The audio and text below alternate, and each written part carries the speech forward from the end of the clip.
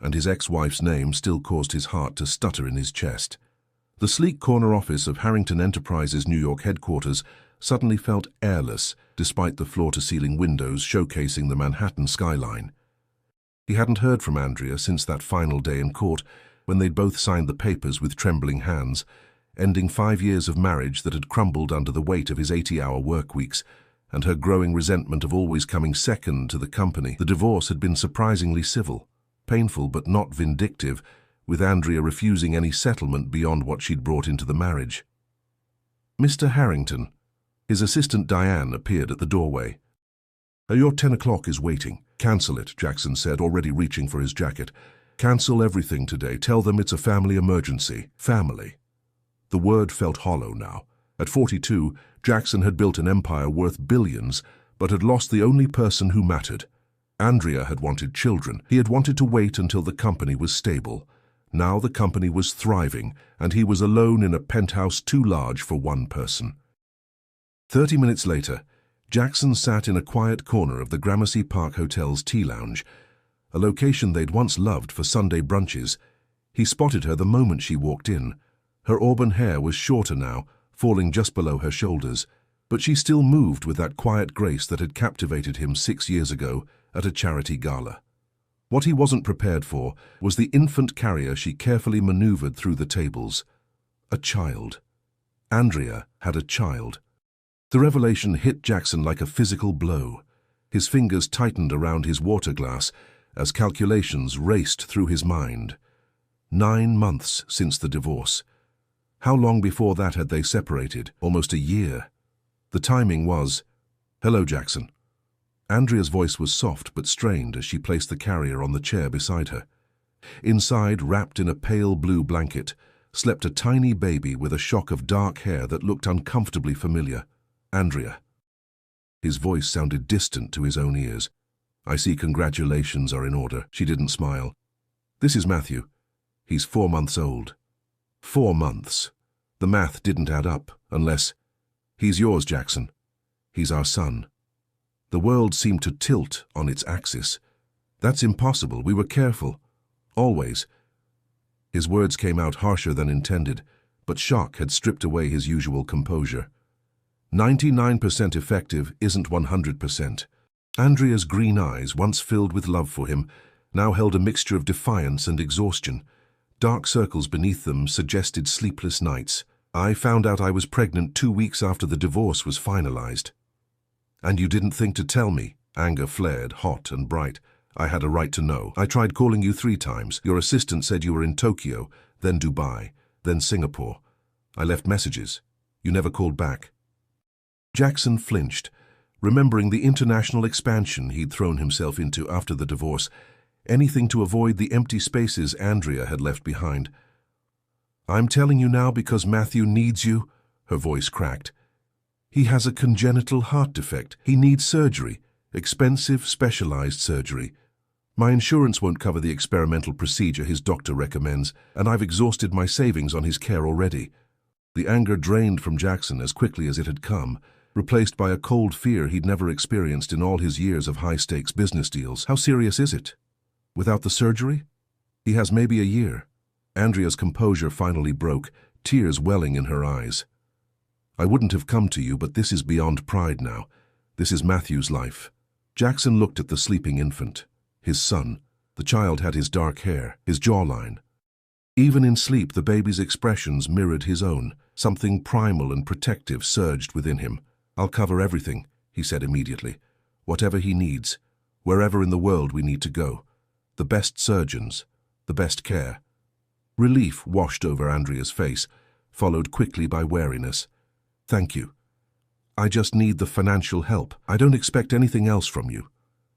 Those words stung more than Jackson expected. "He's my son, Andrea. I have a right to be part of his life." "Do you?" She raised an eyebrow. "You barely had time for a wife. How will you make time for a child?" Before Jackson could respond, Matthew stirred and began to fuss. Andrea lifted him from the carrier with practiced ease, cradling him against her shoulder. The tenderness in her expression as she soothed their son made Jackson's chest tighten with an emotion he couldn't name. "I'd like to schedule the surgery as soon as possible." Andrea said, her attention divided between the conversation and the baby. Dr. Callahan at Boston Children's Hospital has agreed to take the case, but there's a waiting list unless we can arrange a private procedure. I'll make some calls today. We'll bypass any waiting lists.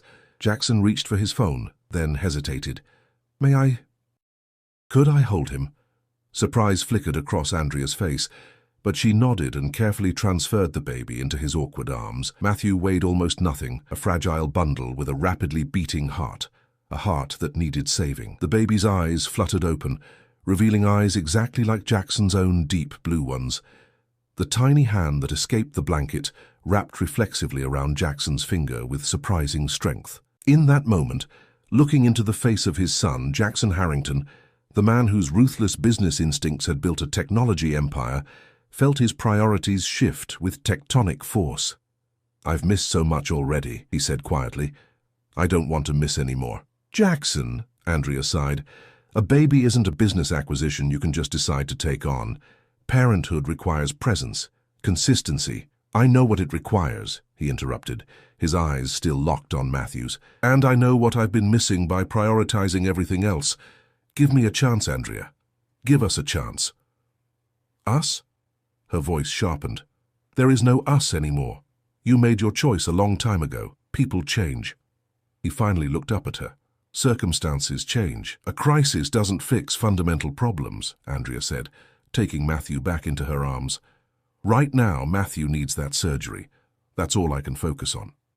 Jackson nodded, respecting her boundary even as determination settled in his bones. "I'll have my lawyers draft the financial arrangements today. No strings attached." He paused, reaching into his wallet for a business card. "But this is my private number. Day or night, if either of you need anything at all, call me directly." As Andrea gathered her things to leave, balancing Matthew expertly on her hip, Jackson made a silent vow to the son he'd just discovered and the woman he'd never stopped loving. Whatever it took, whatever sacrifices he needed to make, he would prove that some things mattered more than empires of glass and steel. Some things were worth rebuilding a life for. What he didn't know was that securing the surgery would be just the beginning of their challenges, and that the past 9 months held secrets Andrea wasn't yet ready to reveal. 3 days after their meeting, Jackson paced the waiting area of Boston Children's Hospital, while Andrea completed Matthew's pre-surgery paperwork. True to his word, Jackson had arranged everything with remarkable efficiency: private transportation to Boston, accommodations at a nearby luxury apartment, and most importantly, an expedited surgery date with Dr. Callahan, the country's leading pediatric cardiac specialist. "Mr. Harrington," a nurse appeared at the doorway, "you can join Ms. Reynolds and Dr. Callahan now." Jackson followed her through a maze of corridors, his mind racing. He'd spent the past 72 hours in a crash course on congenital heart defects, specifically the ventricular septal defect with pulmonary hypertension that threatened his son's life. The medical terminology still felt foreign on his tongue, but he understood enough to know the stakes were life-altering. In the consultation room, Dr. Callahan, a woman in her 50s with silver-streaked dark hair and steady hands, was showing Andrea a 3D model of a heart. "The procedure involves patching the hole between the ventricles," she explained, as Jackson slipped into the chair beside Andrea. In Matthew's case, the traditional approach carries significant risks due to the size and location of the defect. "That's why I'm recommending the newer procedure." Andrea nodded, her face pale but composed. Jackson noticed she'd lost weight since their divorce. Her collarbones were more prominent beneath her simple blouse. The strain of caring for a critically ill infant alone had clearly taken its toll. "When can we schedule?" Jackson asked. Dr. Callahan turned her attention to him. "I've cleared my schedule for next Wednesday. We'll need Matthew admitted Tuesday evening for pre-op procedures." "And the success rate?" Jackson pressed. "With traditional surgery for this condition, about 85%, Dr. Callahan said candidly. "With this modified approach, early results show closer to 96% success. But I want to be clear, this is still considered experimental. That's why insurance companies aren't covering it yet." "The cost doesn't matter," Jackson stated firmly. "Only his survival does." Andrea shot him a look that mingled gratitude with something else, perhaps resentment at the ease with which he could dismiss financial concerns that had kept her awake night after night. After finalizing details with Dr. Callahan, they walked together to the hospital parking garage in uncomfortable silence. Jackson had arranged for a driver, but Andrea had insisted on keeping her own car for independence. "I've taken a leave of absence from work," Jackson said as they reached Andrea's modest sedan. "I'll be staying at the apartment too, in the second bedroom. I want to be here through all of this." Andrea paused, her key fob halfway to the lock. "You've what?" "I've cleared my calendar for the next month.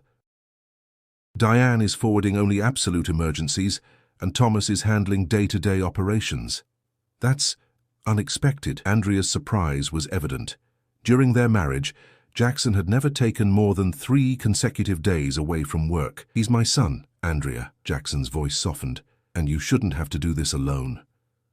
For a moment, vulnerability flickered across her face before she tucked it away. "Just don't make promises you can't keep, Jackson. Matthew doesn't need disappointment on top of everything else." "I won't disappoint him," Jackson said with quiet intensity. "Or you." The week before surgery passed in a strange domestic rhythm.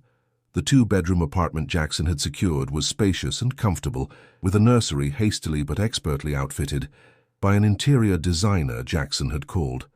Andrea had rolled her eyes at the hand-painted murals and custom furniture, but couldn't deny that the hospital-grade monitoring equipment integrated into the nursery design brought her peace of mind. They established an awkward co-parenting routine, with Andrea showing Jackson the basics of baby care: how to prepare bottles, the proper way to support Matthew's head, the subtle differences between his hungry cry and his tired cry.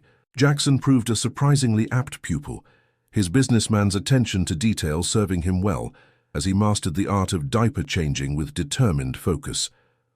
On the 3rd night, as a thunderstorm rattled the windows, Jackson found Andrea in the kitchen at 3 a.m., warming a bottle while Matthew fussed in a baby carrier on the counter. "You should have woken me," he said, stifling a yawn. "We agreed to split the night shifts."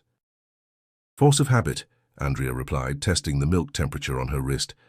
"I've been doing this solo for 4 months. Jackson took the bottle from her. "Go back to bed. I've got this feeding."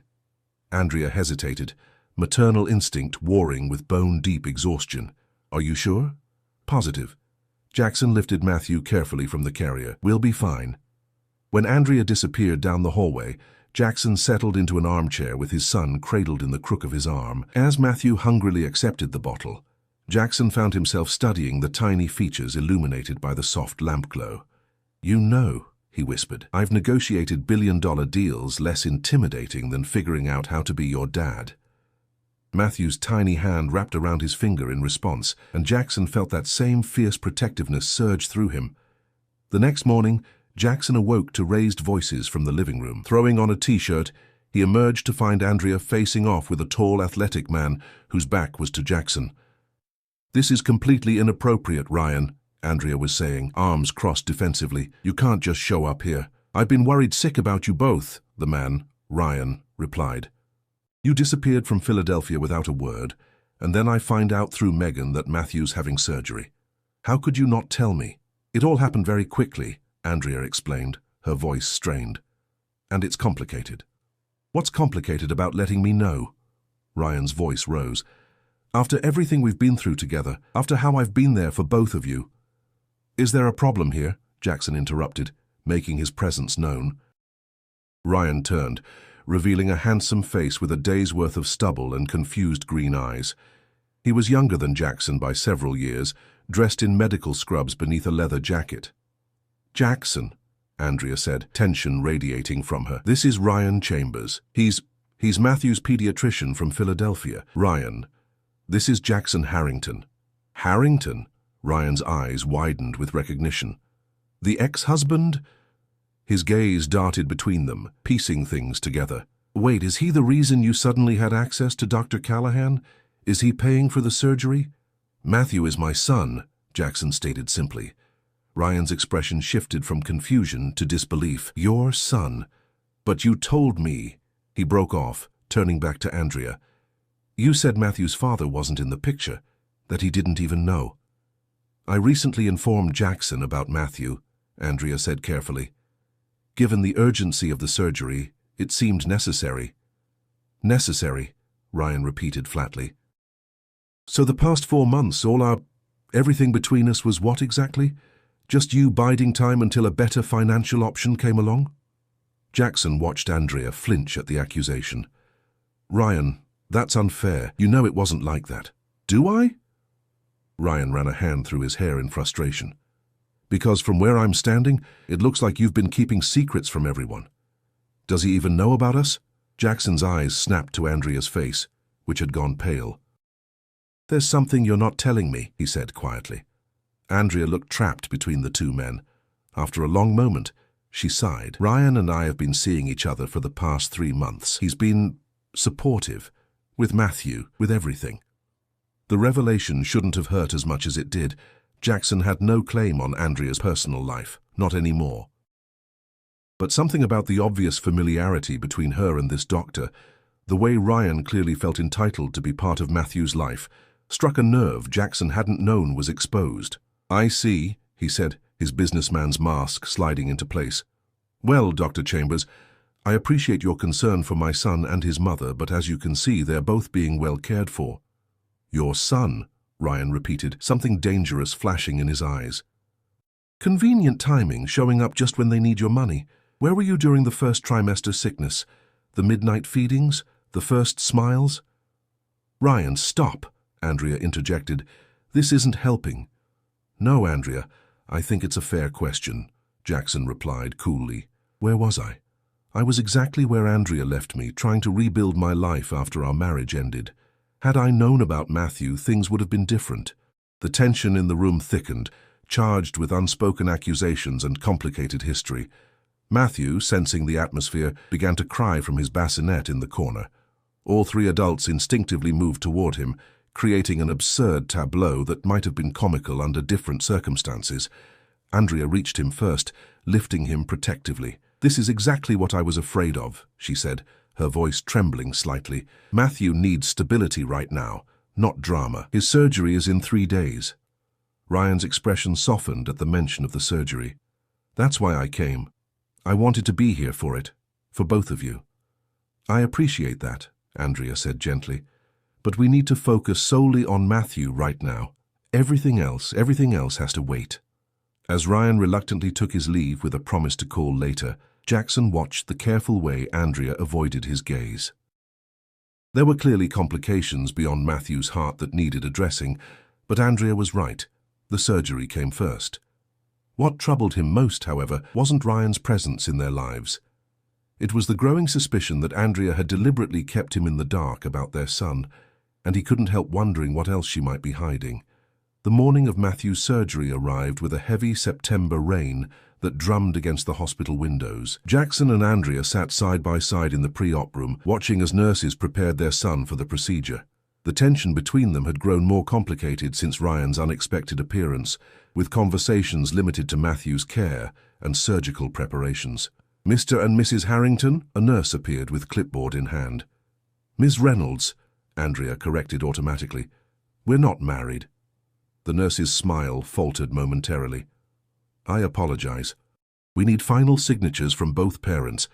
As they signed the necessary forms, Jackson noticed Andrea's hand trembling slightly. Without thinking, he covered it with his own. He's going to be fine, he said quietly. Callahan is the best. Andrea didn't pull away as he expected. Instead, she turned her palm up and squeezed his hand briefly before letting go. I know. Her voice faltered. I can't imagine my life without him. A team of surgical nurses arrived to take Matthew to the operating room. The senior nurse, a kind-faced woman named Patricia, assured them, Dr. Callahan will send updates every hour. The family waiting room has private alcoves if you need space. Watching their tiny son being wheeled away, Jackson felt an unfamiliar pressure behind his eyes. Andrea made a small, choked sound beside him, and he instinctively put an arm around her shoulders. To his surprise, she leaned into him briefly, accepting the comfort before straightening and wiping her eyes. Coffee, he offered, desperate for something practical to do during the 8-hour wait ahead. Please. Black. Andrea gathered her coat and bag. I'm going to call my parents. They're driving up from Virginia. In the hospital cafeteria, Jackson was studying the coffee options when a familiar voice called his name. Ryan Chambers stood behind him in scrubs, looking tired but determined.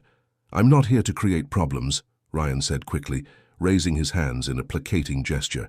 I just want to know if the surgery's started. Just now, Jackson replied stiffly. Why are you here, Chambers? And don't tell me it's just professional concern. Ryan sighed, running a hand through his hair. Look, I care about them, both of them. I've been there since Matthew was born. I was there when Andrea first noticed his breathing issues, when the local hospital misdiagnosed it, when she cried herself to sleep, worried about his future. The words landed like individual blows. These were moments Jackson should have shared, would have shared had he known. I understand you feel involved, Jackson said carefully, but I'm his father. Biology isn't everything, Ryan countered.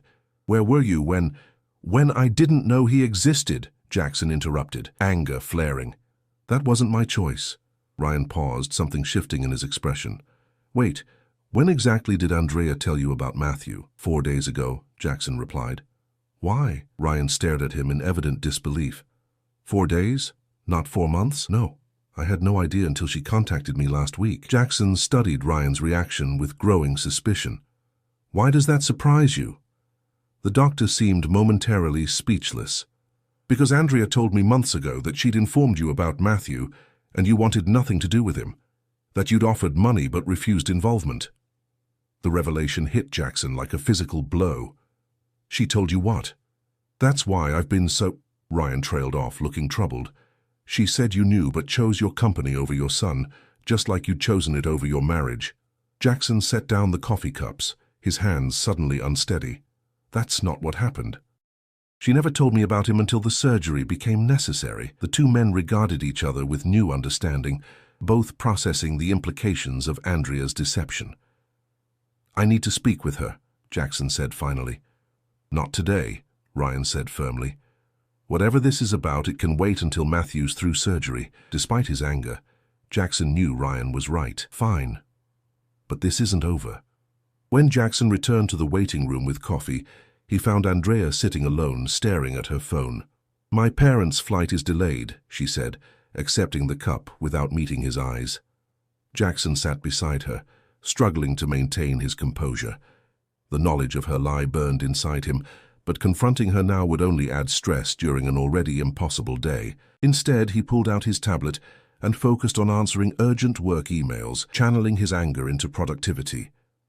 3 hours into surgery, Dr. Callahan's assistant delivered their first update. Everything proceeding as expected. Patient's vitals stable. Relief washed through them both, and Andrea instinctively reached for Jackson's hand. He let her take it, his warring emotions no match for their shared concern for Matthew. The 4th hour brought similar news, but by the 5th hour the updates stopped coming. Jackson checked his watch repeatedly, growing more anxious with each passing minute. Andrea paced the small waiting area, chewing her thumbnail, a nervous habit he remembered from their marriage. Something's wrong, she whispered after 30 minutes without word. They promised hourly updates. Surgical timing isn't an exact science, Jackson said, trying to sound more confident than he felt. Maybe they're at a critical point that requires full concentration. When Patricia finally appeared in the doorway, her surgical mask pulled down around her neck, both parents froze. There's been a complication, she said gently. Dr. Callahan is managing it, but Matthew's blood pressure dropped unexpectedly. The doctor needs your authorization to perform an additional procedure. Andrea swayed slightly, and Jackson steadied her with a hand on her arm. Whatever he needs, he said firmly. Whatever it takes. As they signed more forms, Jackson noticed Andrea's hands were ice cold. Her face had drained of all color. This is my fault, she whispered once Patricia had left. If I'd brought him in sooner, if I hadn't waited so long to contact you. Don't, Jackson interrupted. This isn't helping Matthew. You don't understand, she insisted, tears welling in her eyes. I let my pride and resentment cloud my judgment. I could lose our son because I was too stubborn to ask for help earlier. The raw emotion in her voice penetrated Jackson's anger. Andrea, listen to me. Matthew is getting the best care possible now. That's what matters. For the first time, Andrea truly looked at him, really seeing him. How are you so calm? How are you not blaming me right now? Because I'm terrified, Jackson admitted quietly. And because there'll be time for everything else later, if you're still willing to talk honestly. Something flashed across Andrea's face, recognition, perhaps, of the double meaning in his words. Before she could respond, her phone buzzed with a text message. "It's Ryan," she said, checking the screen. "He wants to know if there's news." Jackson tensed. "You've been updating him?" "He cares about Matthew," Andrea replied defensively. "Because you let him believe I didn't," Jackson said, unable to contain himself any longer. "He told me, Andrea, about the lie you've been telling for months." Andrea's phone slipped from her fingers, clattering to the floor. "Jackson, I can explain." "Can you? Can you explain why you told him, and who knows who else, that I abandoned my own child, when you never even gave me the chance to be his father?" "It wasn't like that," Andrea insisted, her voice dropping to a whisper. "When I found out I was pregnant, I was angry and hurt. Our divorce was still fresh, and I convinced myself you wouldn't want the responsibility. So, you decided for me," Jackson said flatly. "Just like you decided our marriage was over." Andrea flinched. "That's not fair. You were never there, Jackson. Never present even when you were physically in the room. How was I supposed to believe you'd suddenly change for a baby?" "You should have given me the choice," he said, struggling to keep his voice even. "That wasn't your decision to make." Before Andrea could respond, the waiting room door opened again. This time, Dr. Callahan herself stood there, still in surgical scrubs, her expression carefully composed. Jackson and Andrea rose in unison, instinctively moving closer together as they braced for news. "Matthew's surgery had a significant complication," Dr. Callahan began. "His heart went into arrhythmia during the repair. We had to place him on bypass temporarily, which wasn't part of the original plan." Andrea made a small, wounded sound. Jackson found himself gripping her hand tightly. "However," Dr. Callahan continued, "we were able to stabilize him. The additional procedure was successful, and we completed the primary repair. He's being moved to the ICU now, where he'll remain for at least 48 hours under close monitoring." "He's alive?" Andrea whispered. "He's going to be okay." Dr. Callahan's professional demeanor softened slightly. "His condition is critical, but stable. The next 24 hours are crucial, but yes, I'm cautiously optimistic." Relief crashed through Jackson with such force that his legs nearly buckled. Beside him, Andrea began to cry silently, tears streaming down her face. "When can we see him?" Jackson asked. "In about an hour, once he's settled in ICU. Only for a few minutes initially," Dr. Callahan warned. "He's heavily sedated and connected to numerous monitors." After the doctor left, Jackson and Andrea stood in stunned silence, the argument momentarily forgotten in the wake of their son's survival. Without speaking, Andrea leaned against Jackson's chest, and he wrapped his arms around her as she sobbed with relief. "He made it," she kept whispering. "He made it." For that brief, suspended moment, they were united again, not as husband and wife, but as parents facing the most frightening day of their lives. When they were finally allowed into the ICU, the sight of their tiny son, connected to a maze of tubes and monitors, was overwhelming. Matthew looked impossibly small in the hospital crib, his chest covered in bandages, his skin pale beneath the harsh fluorescent lights. Jackson felt something fundamental shift inside him as he looked at his son. Nothing else mattered. Not the company, not the past deceptions, not even his own hurt pride. All that mattered was this child and his recovery. "I'm staying tonight," Jackson said quietly as they prepared to leave the ICU after their brief visit. "You should go back to the apartment, get some rest." Andrea shook her head. "I can't leave him." "Then we both stay," he said simply. "We'll take turns sitting with him." As they settled into the uncomfortable waiting room chairs for the night ahead, Jackson knew that whatever happened between him and Andrea, whatever truths still needed to be confronted, nothing would ever be the same again. The foundations of his world had been irreversibly altered. The revelation about Andrea's lie still simmered beneath the surface, a conversation postponed but not forgotten.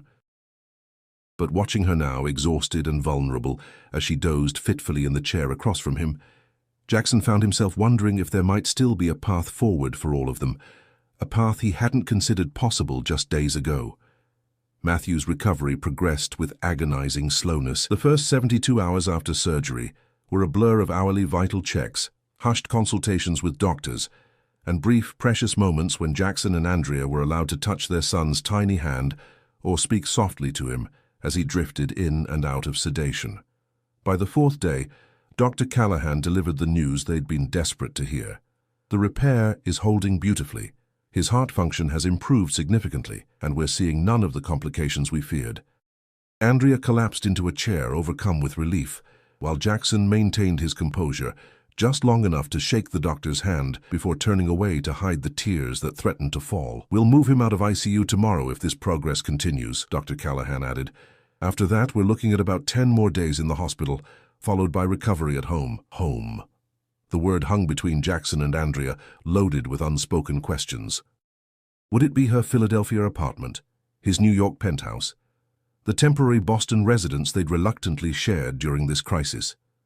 Throughout Matthew's critical days, they'd maintained an unspoken truce, setting aside the revelation of Andrea's deception to focus entirely on their son. They developed an efficient routine, taking alternating shifts at Matthew's bedside, passing in the hallway with brief updates and coffee exchanges.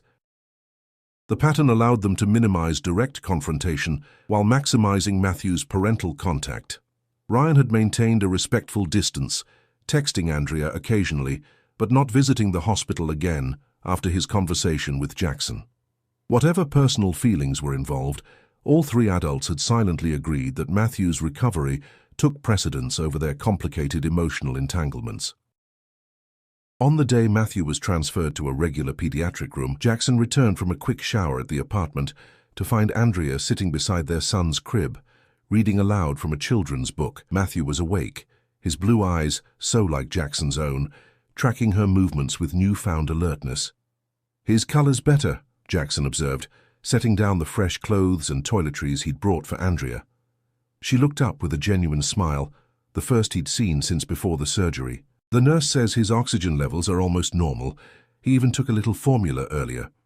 Jackson approached the crib, where Matthew immediately reached for him with a weak but determined grip.